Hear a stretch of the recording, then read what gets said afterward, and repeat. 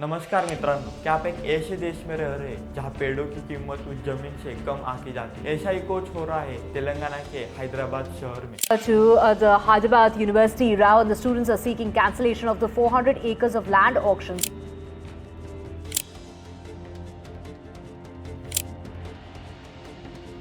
जहां university of Hyderabad के पिछले हिस्से में एक घना जंगल है। उस घना जंगल का नाम है काचीबोली फॉरेस्ट, जो कई दशकों से हैदराबाद की लम्स की तरह काम कर रहा है, लेकिन अब उसे काटा जा रहा है क्योंकि वहां पर एक आईटी पार्क बनने जा रहा है। तेलंगाना स्टेट, जहां कांग्रेस की सरकार है, उनका कहना है कि यह एक डेवलपमेंट का हिस्सा है। वहां की सरकार और Telangana state industrial infrastructure corporation का मानना है कि इससे बहुत लोगों को नौकरी मिलेगी। लेकिन ये डेवलपमेंट किस कीमत पर हो रही है, आइए आज की इस वीडियो में जानते हैं।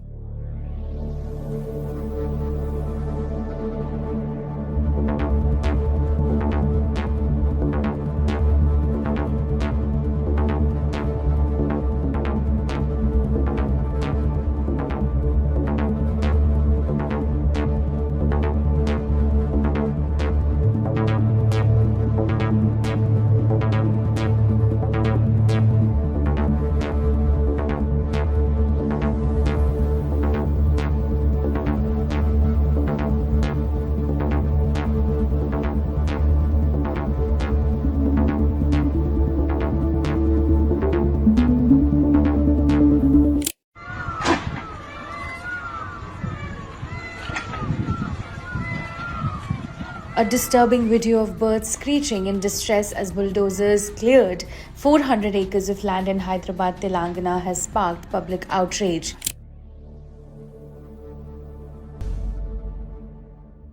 डाउन टू अर्थ की रिपोर्ट के अनुसार गाचीबोली फॉरेस्ट में तकरीबन 450 से भी ज्यादा एनिमल, प्लांट और बर्ड्स के स्पेसीज रहते हैं, जिसमें हमारे इंडिया का नेशनल बर्ड जिसे पीकॉक कहा जाता है, फिर गोल्डन जैक्स और रेयर बटरफ्लाई और कई मेडिसिनल प्लांट्स शामिल है। यह गाचीबोली फॉरेस्ट सिर्फ एक जंगल नहीं था, बल्कि यूनिवर्सिटी के स्टूडेंट्स के लिए और रिसर्च के लिए एक ओपन एयर लाइब्रेरी थी, जहाँ जूलॉजी, बॉटनी और इकोलॉजी पर सालों से रिसर्च हो रही है। इंडियन एक्सप्रेस के मुताबिक इस जमीन को लेकर पिछले कई सालों से डिस्प्यूट चला रहा है, लेकिन मास्टर प्लान में इस जमीन को एक ईयर मार्क दिया गया था। मार्च 2025 की शुरुआत में तेलंगाना गवर्नमेंट ने सडनली उस जंगल में फेंसिंग लगाना शुरू किया और उसे 2 दिन बाद मतलब 27 मार्च को उस जंगल में बिना किसी पब्लिक हियरिंग या प्रॉपर एनवायरमेंटल इम्पैक्ट असेसमेंट के अलावा तेलंगाना गवर्नमेंट ने जेसीबी से उस पेड़ काटने को शुरू किया। जब यूनिवर्सिटी के स्टूडेंट्स और टीचर्स ने पीसफुल प्रोटेस्ट करना चाहा तो तेलंगाना गवर्नमेंट से जवाब में क्या मिला? 55 से ज्यादा स्टूडेंट्स और टीचर्स अरेस्ट कर लिया। एक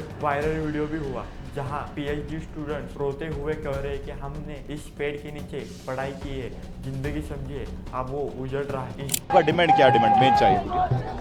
हमारी डिमांड्स ये है कि तुरंत जो जंगलों को काटा जा रहा है उसे रोका जाए।